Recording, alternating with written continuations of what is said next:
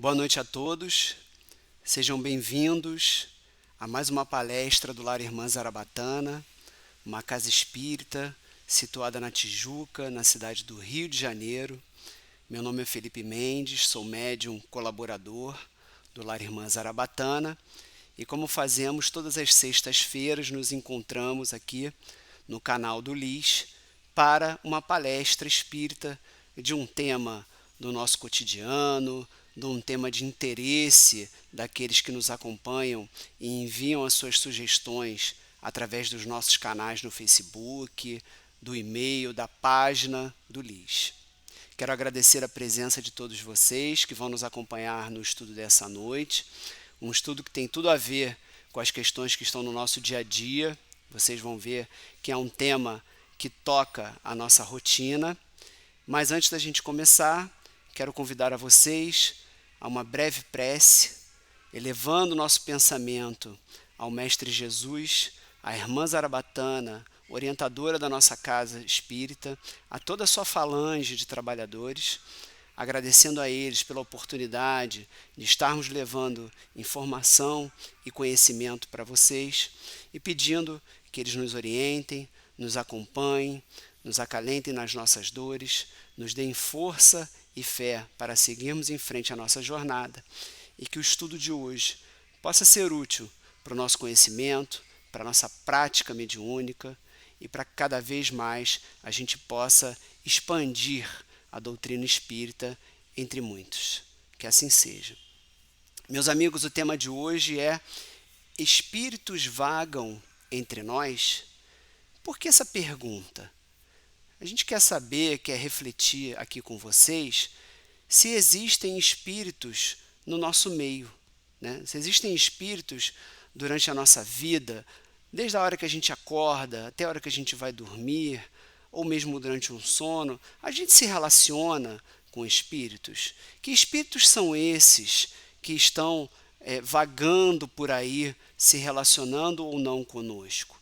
São espíritos bons, são espíritos ruins? Eles nos exercem alguma influência? Eles modificam em alguma coisa a nossa vida, o nosso dia? Qual é o tipo de relação que nós temos com eles? Será que alguns de nós já viu algum desses espíritos, já ouviu algum desses espíritos, já sentiu a influência deles no nosso dia a dia? Então são essas reflexões que eu quero trazer na noite de hoje e espero que vocês possam nos acompanhar até o final. Bom, a primeira questão que eu tive certeza de que eu precisava trazer é em relação à palavra espírito, né? É importante ficar muito claro que todos nós somos espíritos. Porque quando a gente fala, eu vi um espírito, será que tem um espírito na minha casa? Será que eu estou sendo influenciado por um espírito? A gente precisa lembrar que esse espírito, ele é uma pessoa. Ele é alguém que em algum momento já esteve encarnado e agora está numa outra fase da sua vida desencarnado, desmaterializado, né? Então acho que é importante porque muitas vezes quando a gente fala espírito parece que a gente está tratando de um fantasma, de uma coisa sobrenatural, de alguém que a gente não conhece, ou muitas vezes o espírito tem uma conotação negativa, né, de que alguém que vai nos assustar, alguém que vai nos fazer mal. Então é importante a gente entender que aqui dentro desse corpinho físico que todos nós temos, há uma organização chamada perispírito, né? Há um corpo espiritual chamado perispírito, que é o envoltório, o protetor de um outro corpo chamado espírito, que é a nossa essência, é onde está a nossa inteligência, o nosso verdadeiro eu, né? E quando deixamos, então, esse planeta Terra, vamos com o nosso espírito e a nossa nova roupa, ou a roupa que a gente já tem, o perispírito, né, para uma outra dimensão, né? E muitas vezes ficamos aqui, sim, no planeta Terra, como diz o título da nossa palestra, vagando por aí, e a gente vai ver algumas situações, né, do que é esse vagar por aí. Então, primeira questão, deixemos claro que espírito a gente poderia usar como sinônimo nós, aquela pessoa, a gente, ele, o fulano, né? Não é um ser sobrenatural. A outra questão que é muito importante a gente colocar é que o estado de todos nós enquanto espírito é o estado natural, né? A gente escuta muito nas palestras espíritas que o nosso momento aqui na Terra ele é uma passagem, é um planeta escola, é um planeta hospital, é uma passagem momentânea, né, na nossa vida eterna. Por quê? Porque a nossa vida eterna, tal como ela acontece na forma de espírito. A nossa verdadeira morada é a espiritualidade. É para lá que retornamos, porque é de lá que nós viemos, né? A nossa casa verdadeira está na espiritualidade. Então, é natural, né, entendermos que o espírito ele é a verdadeira essência, a verdadeira realidade. Essa condição de espírito é a verdadeira realidade. Um outro ponto importante que a gente precisa lembrar é que existe uma população de espíritos, né? Olha eu usando a palavra espírito quando estou propondo a vocês utilizar o termo nós, né? Ou aqueles ou aquelas pessoas. Mas vamos lá. Importante a gente entender que os espíritos, na condição que eles são maioria, né? Já que a nossa condição de espírito e a nossa verdadeira morada é a espiritualidade, há uma população lá de espíritos muito superior à população de encarnados, né? Não posso aqui precisar 5 vezes, 10 vezes mais, mas é uma população muito superior, né? E todo o tempo nós estamos nos relacionando com eles, sejam aqueles que estão no plano espiritual e que por alguma razão se relacionam conosco, vem nos dar uma ajuda, vem nos dar uma orientação, né? O nosso anjo de guarda, o nosso protetor, vem nos apoiar em alguma atividade, sejam aqueles espíritos que estão numa condição evolutiva um pouco mais prejudicada e vem nos trazer uma influência ruim, né? Vem em busca de alguma coisa que nós temos, seja no nosso trabalho enquanto médium, em que todo o tempo estamos nos relacionando com esses espíritos. Então, dessa forma, essa introdução, ela visa trazer um pouco mais de naturalidade ao conceito espírito e também dizer que nós aqui encarnados, nós somos minoria, tá? Então, é mais do que comum, é mais do que regular que essa relação com o mundo espiritual, ela se estabeleça. Muito bem, vamos aqui ao nosso próximo ponto, que também é importante, que está lá no Livro dos Espíritos, na questão 150. Né? A alma, após a morte, ela conserva a sua individualidade? Perguntava Kardec. E o que a espiritualidade lhe respondeu? Sim, jamais perde a sua individualidade. Continua a ter um fluido que lhe é próprio e que guarda a aparência de sua última encarnação, o seu perispírito. Como disse há pouco, com o desencarne, o corpo perispiritual, aqui representado no nosso desenho, né, por essa figurinha do centro aqui, dessa menininha, ele vai nos acompanhar também, né, e vai continuar sendo a nossa roupagem no plano espiritual. Mas qual é a questão importante aqui dessa pergunta? É que a gente não perde a nossa individualidade. É que nós, ao desencarnarmos, seremos a mesmíssima pessoa. Não nos tornaremos, né, naquela figura folclórica, um anjinho, né, que vai para o céu, tocar uma harpa, viver em plenitude, né? Até podemos ser, né, se formos um espírito que conseguiu, nessa atual encarnação, galgarmos estágios e degraus de evolução moral, psíquica e espiritual bastante intensos, é sim possível que a gente se torne, né, um espírito com um escol moral mais elevado, né, não diria na qualidade de um anjo, mas consiga dar um salto de qualidade entre nós bastante intenso. Mas, na maioria dos casos, não é isso que acontece, né? Então, nós continuaremos sendo a mesma pessoa, com os mesmos interesses, com os mesmos gostos, com os mesmos defeitos, com as mesmas ideias. Diante disso, já conseguimos ter algumas pistas, né, do que vem a ser esses espíritos que vagam entre nós. São pessoas com os mesmos gostos, interesses, qualidades e defeitos, né? A gente só não consegue tocá-las. Muitas vezes a gente consegue vê-las, consegue escutá-las, né? Mas são pessoas que guardaram as suas individualidades e que vão manifestar essas individualidades no plano espiritual. Muito bem, eu há pouco tempo fiz uma outra palestra que se chama Para Onde Vamos Quando Desencarnamos, que está disponível também no canal do Lar Irmã Zarabatana, no YouTube.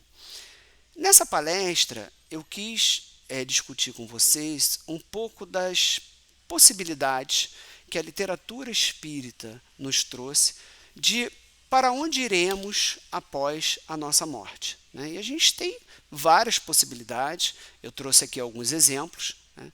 Como acabei de dizer, se fizermos um trabalho correto, fiel, bacana, responsável, atendendo aquilo que foi planejado no nosso planejamento reencarnatório, ou até mesmo superando as expectativas, por que não? É possível que a gente acorde, né, após o nosso desencarne, numa esfera espiritual iluminada, com a presença de muitos espíritos que também conseguiram atingir esse patamar, né, que vão viver ali num ambiente fraterno, de felicidade, de conhecimento, de paz, de alegria compartilhada. E nós poderemos usufruir desse ambiente também, quem não gostaria de usufruir, né? O livre-arbítrio nos foi dado para que a gente consiga alcançar isso, seja agora nessa encarnação, seja num caminhar de encarnações sucessivas que vão nos levar a esse patamar.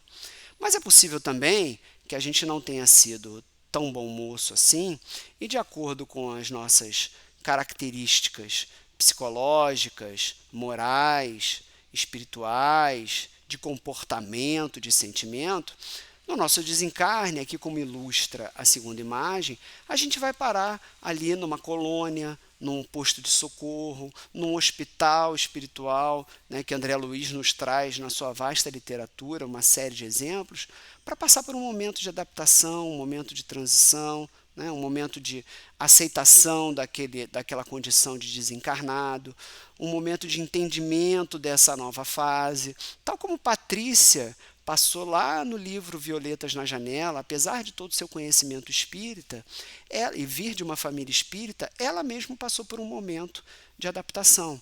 E pode ser que isso aconteça conosco, né? Ou ainda, o que aconteceu com o próprio André Luiz, né, que em função do seu comportamento, das suas escolhas, das suas decisões, daquilo que ele priorizou, acabou cometendo o que ele próprio veio a descobrir, que era um suicídio inconsciente, né? Em que ele ia maltratando o seu corpo, maltratando o seu perispírito, maltratando a sua psique com determinados comportamentos que ele nos apresentou no livro Nosso Lar, e ele então precisou passar por uma jornada ali na região umbralina para espiar um pouco desses comportamentos, de espíritos que se vincularam a ele, né, de alguns espíritos que ele não praticou boas atitudes e acabaram se tornando uma espécie de credores em relação a ele, que o perseguiram durante um tempo, que ele teve que fazer toda uma viagem interior de reflexão a ponto de conseguir pedir uma ajuda, elevar o seu pensamento, né, para a espiritualidade maior, pedir por ajuda e começar então todo o seu processo de restabelecimento e de aprendizado na colônia Nosso Lar. Muito bem, então a gente tem alguns caminhos possíveis após o nosso desencarne. Mas um caminho possível também é permanecermos na crosta terrestre. Sim, muitas vezes até sem perceber que nós desencarnamos. Isso é possível. Alguns espíritos menos esclarecidos, né, principalmente aqueles que não tiveram na sua caminhada um contato com a religiosidade, né, um contato com uma doutrina religiosa, não estudaram, não se espiritualizaram um pouco, muitas vezes, diante da situação que eles estejam, por exemplo, e não estou dizendo que é uma regra, mas um acidente grave de trânsito, né, em que a pessoa sofra aquele acidente e de repente ela acorde e nem percebeu que ela desencarnou, ela ainda se vê ali naquela cena do acidente automotivo, né, e tente levantar, e levante, e veja ali o socorro sendo prestado, as outras pessoas, veja as outras pessoas que estavam no carro e que também se acidentaram, e nem se dê conta que desencarnou, né? Quantos casos acontecem, então, de espíritos que, nesse sentido, permanecem na crosta terrestre, permanecem aqui entre nós, e nós vamos entender um pouquinho por quê. Uma pergunta que vem correlacionada a essa questão é se o espírito ele teria o livre-arbítrio de permanecer aqui entre nós, né? Muita gente tem medo de morrer, né? Muita gente não quer ir embora do planeta Terra, né? Tem um apego material, tem um apego sentimental, gosta de estar aqui, vive uma vida agradável, seja lá pelo qual motivo for, muita gente não quer ir embora. Teria eu, então, que não quero ir embora, a decisão de permanecer aqui na crosta terrestre? Vejamos o que a literatura ela nos fala. Os Espíritos, Livro dos Espíritos, tá?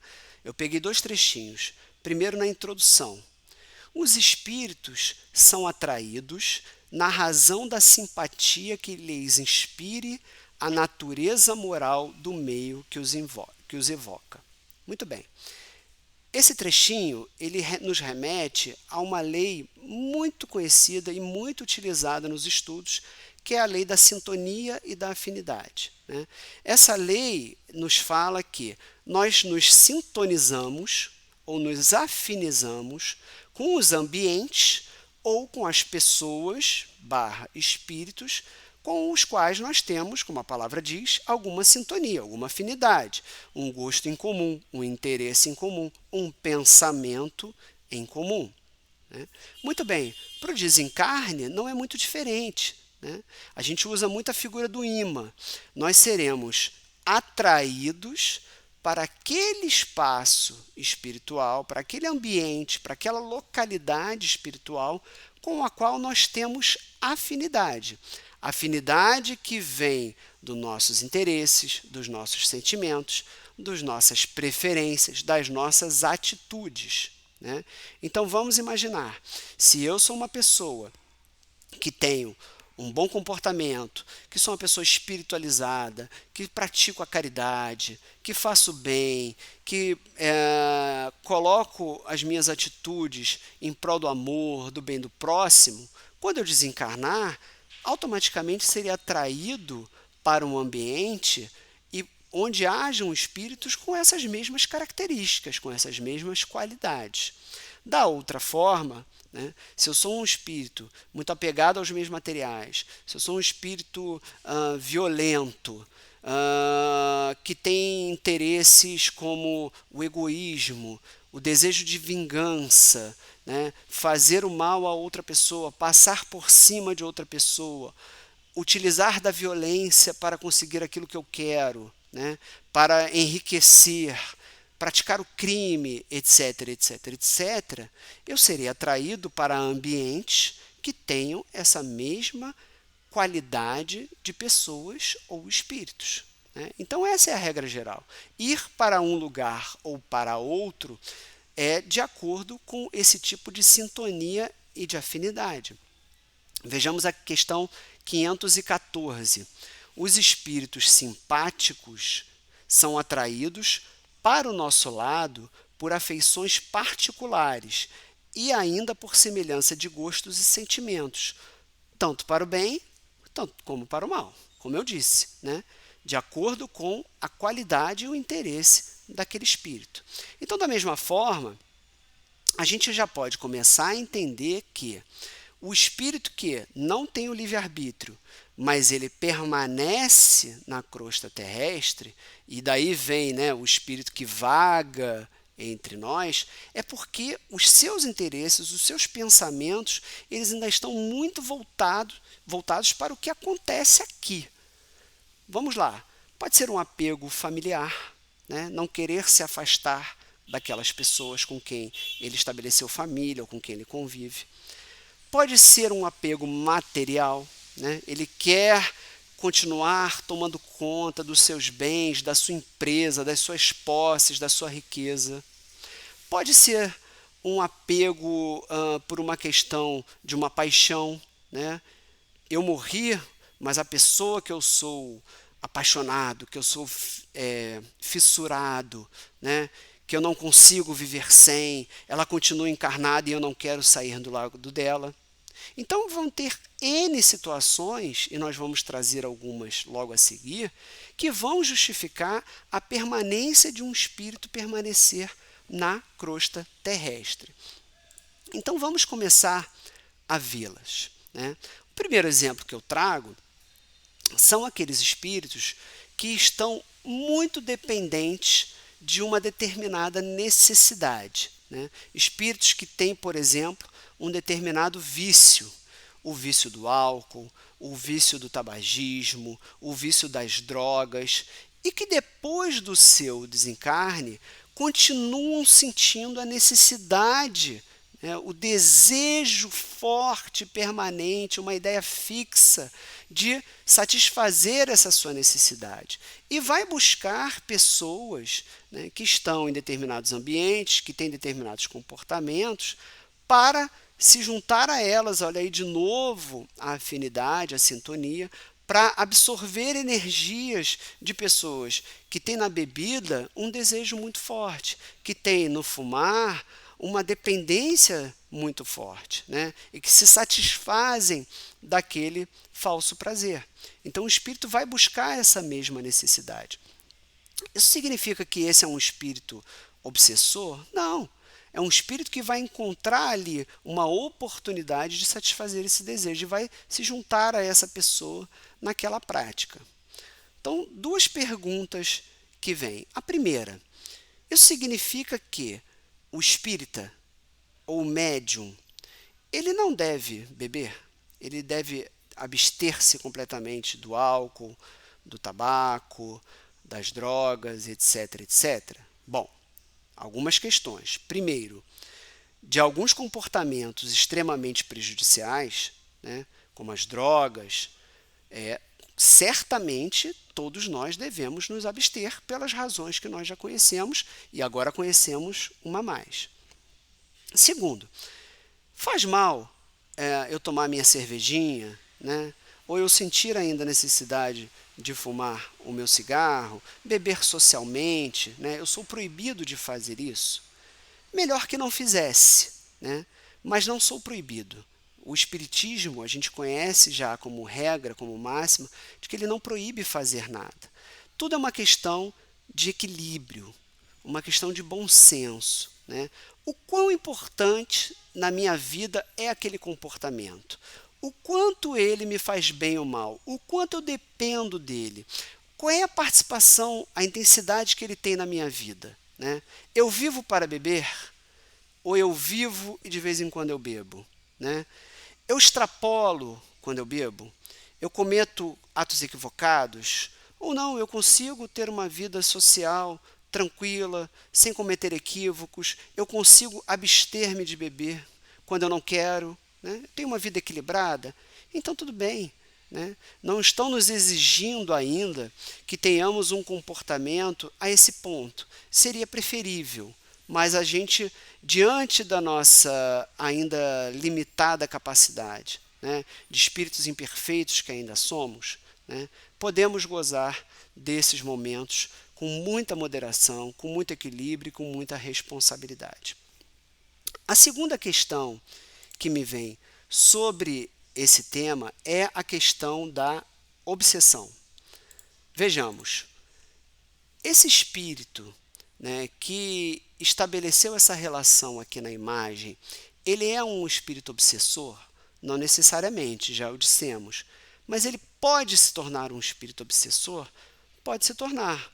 De novo, por N razões, né? Porque ele tem uma paixão exacerbada por aquela pessoa, porque ele tem um desejo de vingança por aquela pessoa encarnada, né? Porque ele tem um desejo egoísta, uma paixão enlouquecida, enfim, situações que a gente conhece no nosso cotidiano e que vão continuar alimentando o espírito daquela pessoa que desencarnou. Vejamos aqui uma pequena definição que está lá no livro A Gênese, no capítulo 16, item 45, sobre o tema da obsessão. Chama-se obsessão a ação persistente que um espírito mau exerce sobre um indivíduo. Apresenta características muito diferentes, que vão desde a simples influência moral até a perturbação completa do organismo e das faculdades mentais. Se a gente for olhar a literatura espírita, a gente vai ver lá a explicação de que a obsessão ela pode ser uma simples influenciação que esse espírito exerce sobre nós, trazendo ideias negativas, trazendo sugestão de maus comportamentos, né? Como também pode chegar a um processo de possessão que esse espírito literalmente nos comanda. Mas eu queria chamar a atenção aqui para a redação em relação à tradução para espírito mau, né? É preciso a gente ter um olhar de cuidado e mesmo um olhar de acolhimento em relação a esses nossos irmãos que desencarnaram, né? Muito cuidado ao chamarmos um espírito de mal, um espírito de ruim. Vamos tentar enxergá-lo como um espírito doente, como um espírito necessitado, de alguém que tem falta de amor, tem falta de carinho, tem falta de atenção, que não teve uma oportunidade que talvez nós tenhamos e possamos exercer sobre ele uma postura de acolhimento e de compreensão em relação a ele. Tá? Vamos ver então um segundo caso aqui, que talvez seja o caso que mais preocupe as pessoas, né? São os espíritos dentro de casa, né? Algumas pessoas já viram, outras pessoas já escutaram, às vezes acontece alguma coisa esquisita dentro de casa e a gente não sabe o que é, né? Tem espírito todo o tempo no entorno de nós? Certamente. Vamos lembrar que o nosso protetor, o nosso anjo de guarda, ele é um espírito e ele está todo o tempo conosco, né? Então, por aí a gente já sabe que tem espírito conosco o tempo todo, né?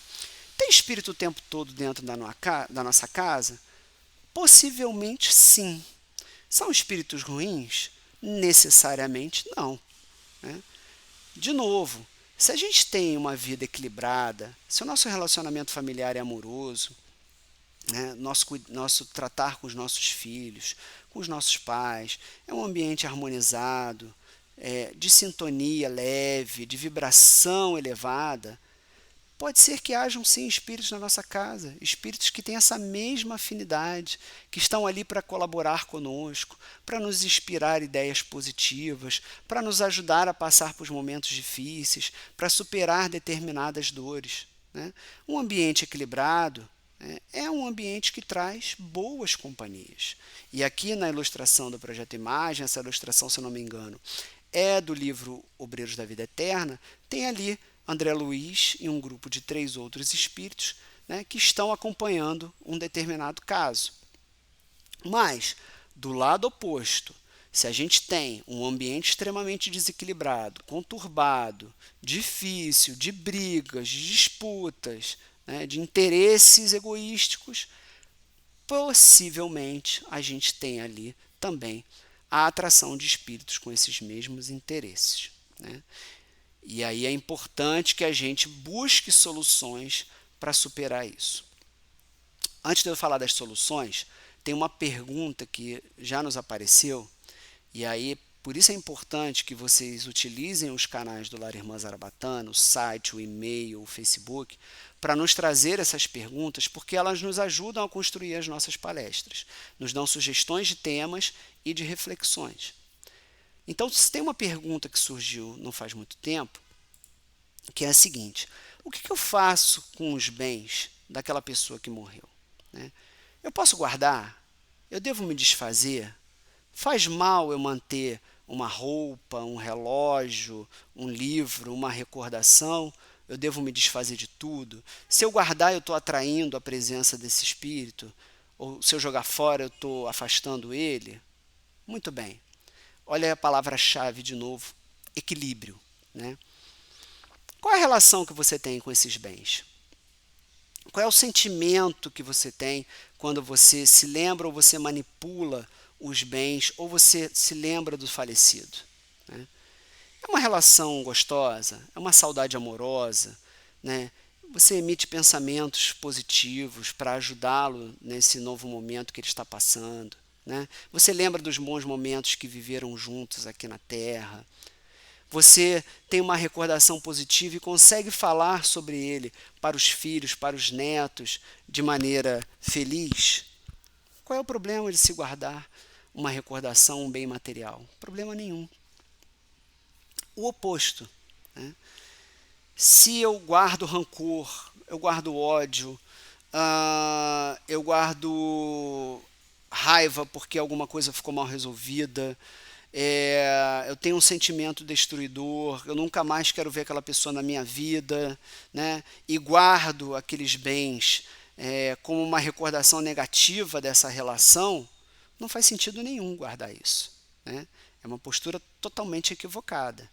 E dessa maneira, você está atraindo espíritos outros que também têm esse mesmo tipo de sentimento. Uma outra situação: eu não consigo esquecer, eu não consigo aceitar que meu pai, que a minha mãe morreu. Eu choro todo dia, eu sofro muito com isso, eu não consigo dar um passo adiante, né? O que a gente está fazendo? A gente está emitindo um pensamento e um sentimento que certamente está trazendo desequilíbrio também para aquela pessoa amada que morreu. Então, nem a gente consegue avançar na nossa vida e acaba atrapalhando aquela pessoa também. Então, vamos imaginar assim: se ela aqui estivesse ainda encarnada, o que ela esperaria de nós, né? Que a gente tivesse uma relação de felicidade, de harmonia, de paz e de equilíbrio? Sim. Pois bem, continuemos fazendo isso. Vamos se lembrar que ela não está aqui fisicamente, mas ela ainda está viva. Ela ainda está captando os pensamentos e os sentimentos que nós emitimos para ela. E se ela estiver de lá nos olhando, ela gostaria de nos ver felizes, tocando a nossa vida, sabendo que um dia a gente vai se encontrar de novo, né? Fazendo bem, prestando a caridade e trazendo à memória os bons momentos. Já pensou que coisa linda você fazer uma caridade em nome da lembrança daquele familiar que já faleceu? Olha que homenagem maravilhosa. Como ele vai ficar feliz com isso acontecendo. Então a gente precisa ter esse tipo de compreensão e de visão e colocar isso em prática. E aí a gente tem uma série de ferramentas para a gente trazer esse equilíbrio, essa harmonia e essa paz para dentro da nossa casa e para as nossas atitudes. A primeira, como não podia deixar de ser, é praticar o evangelho no lar. Aquele momento que nós vamos nos reunir, ampliar o nosso conhecimento, fazer uma prece, trazer a companhia dos bons espíritos para dentro da nossa casa que vão nos ajudar nesse processo de harmonização. E um ambiente que vai se iluminando, que vai se fortalecendo, também afasta os espíritos que não estiverem mais nessa sintonia. Eles terão duas escolhas. Aqueles espíritos perturbadores, ou eles passam a se afinizar conosco num ambiente equilibrado, né, e se melhoram também, ou eles vão se afastar, porque ali não vão encontrar mais sintonia para os seus pensamentos e gostos. Então, a prática do Evangelho do Lar traz uma série de benefícios. E junto, a prece, né, uma prece rotineira, uma prece verdadeira, não é uma prece decorada, é uma prece que vem do fundo do coração. A prática do bem, a prática da caridade, frequentar uma casa espírita ou uma outra organização religiosa com a qual você se afine, né? Tudo isso, muito provavelmente, eu diria certamente, vai ajudar a harmonizar qualquer ambiente que esteja desequilibrado. Vamos em frente. Um outro caso que também é muito comum, né, é o apego que as pessoas têm ao seu corpo físico, numa postura narcisista, né? Numa postura de adoração ao eu. Ainda mais agora, nessa época de redes sociais, em que as pessoas querem postar fotos belíssimas, bem-sucedidas, né? Querendo transparecer uma felicidade que às vezes não tem, um sucesso que às vezes não tem. E nesse momento que nós estamos de cobrança em relação ao nosso corpo, né? Que temos que ser bonitos, temos que ser magros, temos que ser fortes, etc, etc, etc. Né? A ponto que aquele espírito tem um apego pelo seu corpo físico, que no momento de desencarne não consegue se desligar dele. E André Luiz, nessa ilustração aqui do Projeto Imagem, eu não me recordo agora qual é o capítulo do livro dele, em que ele conta um caso de um espírito que está apegado ali. Ele vê aquela imagem do espírito no cemitério apegado ao seu caixão, né, ao seu corpo que está ali enterrado, porque ele não consegue se desvincular dele, tamanho esse apego. Né? Então é um outro caso de um espírito que está aqui entre nós, né, que está ainda, entre aspas, vagando entre nós. Essa questão me trouxe uma outra pergunta, né, que a gente encontra também material pesquisando na literatura e na internet. Né? Será que eu posso assistir ao meu velório? Desencarnei, né? Vou ser enterrado, digamos, vamos usar aqui o exemplo talvez mais tradicional. Né? Vai ter um velório, vai ter um enterro, etc, etc. Né? Será que eu tenho condições de assistir? Né? Tenho condições de participar? Muito bem. Vai depender do quê? Da nossa condição no momento do desencarne. Né?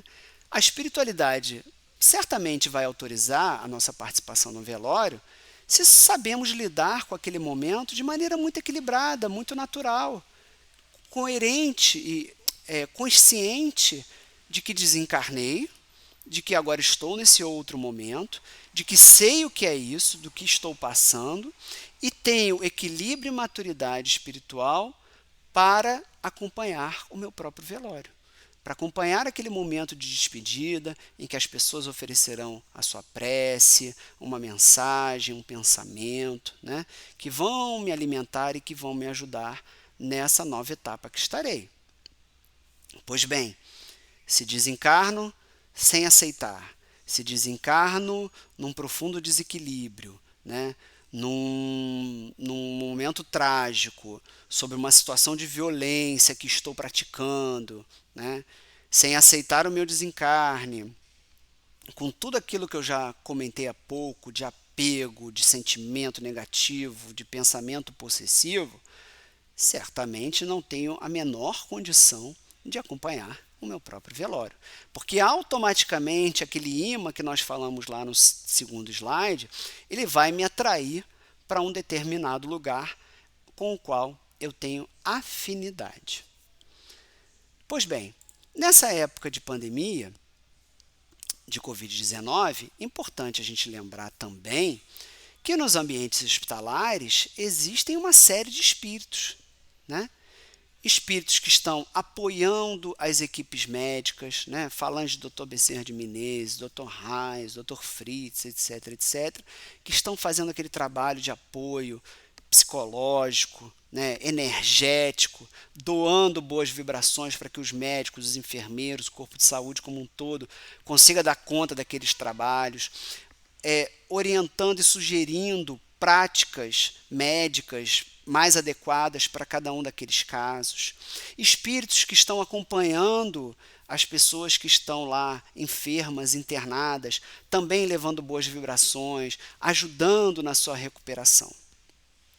Pois bem, não significa que, mesmo acontecendo essa ajuda espiritual, todos serão salvos. É claro que não. Né? Todos nós temos um período de tempo a cumprir aqui na Terra. Todos nós temos uma série de atividades e tarefas a cumprir. E chegado o nosso momento, nós iremos desencarnar. Né? Isso significa que fiquei sem assistência espiritual, que meu anjo de guarda tirou um cochilo, estava de férias e deixou eu morrer? Não. O melhor será feito por todos nós. né? E se é chegado o momento, eles estarão lá conosco para essa transição. Assim como muitas pessoas chegam ao ponto de serem intubadas, passarem um longo período de intubação por conta da Covid e não desencarnam, e saem, e se recuperam, né? Por quê? Porque não foi chegado o seu momento ainda, né? Porque ainda tem atividades a cumprir aqui nessa esfera terrena. Então, dentro do nosso tema, dos espíritos que vagam entre nós, lembremos que nos ambientes hospitalares, assim como outros muitos ambientes, existem espíritos trabalhando, atuando, nos apoiando nas nossas atividades e nas nossas necessidades. Pois bem, então para a gente poder finalizar, eu quero trazer aqui alguns exemplos, né, e sugestões que eu já comentei, mas quero reforçar, de como a gente pode trazer esse equilíbrio e essa paz e essa consciência para dentro de nós, né, e evocar essa ajuda espiritual que a todo momento nos é oferecida. E aí eu vou lá para o Evangelho segundo o Espiritismo, capítulo 27, parágrafo 10, o seguinte trecho. Dirigindo, pois, o pensamento para um ser qualquer, na terra ou no espaço, de encarnado para desencarnado, ou vice-versa, uma corrente fluídica se estabelece entre um e outro, transmitindo de um a outro o pensamento, como o ar transmite o som. Meus amigos, nós temos essa capacidade de comunicação pelo pensamento entre encarnados e desencarnados, entre desencarnados e desencarnados. E nós precisamos utilizá-las a nosso favor. O pensamento é o veículo de comunicação entre os espíritos, não mais a palavra, a voz, né, como a gente conhece. Então, os nossos pensamentos, eles precisam estar sempre carregados de muito amor, de dedicação, de alegria, de paz. A gente precisa construir-se dentro de nós e vibrar isso para as pessoas que estão à nossa volta e para os entes queridos que já se foram. E também é através do pensamento que nós vamos estabelecer essa comunicação com a espiritualidade superior, com Jesus, com os seus trabalhadores, com as falanges das casas espíritas, com o nosso protetor, anjo de guarda, com todos eles que estão dispostos a nos ceder as melhores energias e vibrações. É através da prece, desse pensamento elevado, que nós vamos conseguir fazer essa comunicação para que eles nos ajudem a nos ajudarmos, por assim dizer. Uma outra questão é que essa modificação, essa prática, né, que passa a ser corriqueira e que traz uma sintonia equilibrada para nós, ela vai nos afastar qualquer tipo de interferência de espírito que esteja vagando ou de espírito obsessor que esteja interessado em nos prejudicar. Eles não vão mais encontrar um ponto de conexão, uma sintonia fina conosco, porque nós vamos estar numa vibração muito mais positiva, muito mais elevada, eles não vão achar espaço. Então, esse é mais um benefício de todo esse trabalho, de toda essa dedicação que precisamos ter de higienização mental e espiritual. E, por fim, lembrar a todos vocês que as casas espíritas, né, oferecem um trabalho muito rico de apoio a encarnados e desencarnados. Eu sei que algumas casas espíritas, como o Lar Irmã Zarabatana, ainda não reabriram, né? Mas existem as casas que já reabriram, é possível procurá-las, e existem também, tal como no Lar Irmã Zarabatana, os trabalhos que estão sendo feitos de maneira virtual e que não significam serem mais fracos do que um trabalho presencial. Os trabalhos de estudo, como o que fazemos agora, os trabalhos de radiações, preces, passes que faremos a seguir às 8 horas, né, no nosso grupo do Lar Irmã Zarabatana, os trabalhos de vibrações de preces em conjunto entre médios ou entre pessoas que se reúnem no Evangelho do Lar, por exemplo, todos esses são trabalhos importantíssimos e que surtem efeitos muito visíveis. Então é importante que todos nós continuemos, mesmo nesses momentos de restrições, praticando a nossa mediunidade dentro do possível, mas principalmente praticando as atividades de prece e de espiritualização e de estudo, né, para que possamos seguir caminhando rumo à nossa elevação e quando a totalidade das casas espíritas retornarem, possamos estar lá ainda mais preparados, ainda mais convictos, com a nossa fé fortalecida, porque nesses ambientes, esses espíritos menos iluminados que precisam da nossa ajuda, como mostra aí também a ilustração, lá serão levados para serem ajudados como nós. Assim, meus queridos, espero ter esclarecido um pouco, né, sobre a existência e o porquê desses espíritos que vagam entre nós, que possamos lidar com eles com muita naturalidade e novamente colocamos os canais do Lar Irmã Zarabatana à disposição de todos vocês para que possam tirar suas dúvidas, enviar sugestões de palestras, enviar sugestões de reflexões que podemos fazer para que cada vez mais possamos ajudar a você e a todos os interessados para que o nosso estudo se fortaleça e se engrandeça cada vez mais. Agradeço muito a presença de todos, agradeço a nossa querida irmã Zarabatana e a sua falange pela oportunidade de aqui estar levando um pouco de conhecimento. Desejo a todos uma linda noite, um ótimo final de semana. E para aqueles que estiverem nos acompanhando, nos encontraremos às 8 horas para os trabalhos de prece e de irradiação pelos doentes. Aqueles que não conhecem essa possibilidade do nosso grupo, se unam em pensamento. Estaremos juntos, unidos em pensamento, em prece, pelos doentes, para as irradiações de saúde e de paz. Muito obrigado e uma boa noite a todos.